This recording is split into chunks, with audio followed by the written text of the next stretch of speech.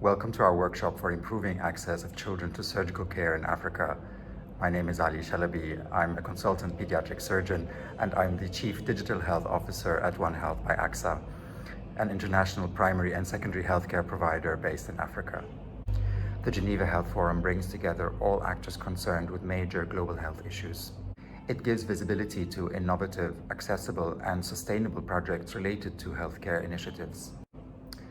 At AXA, we act for human progress by protecting what matters.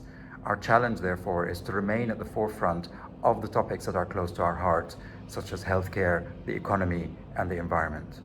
According to the UNICEF, by 2025, Africa's children will reach 1 billion in population, making it the largest pediatric population in the world. That will mean an extra 4 million healthcare workers required to treat these children.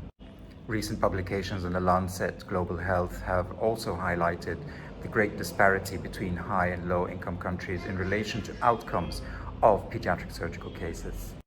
Please join us on Wednesday, the 4th of May, where I will lead the workshop co-chaired by the Global Surgery Foundation and the Pan-African Pediatric Surgery Association, along with many global partners, to tackle this very important topic.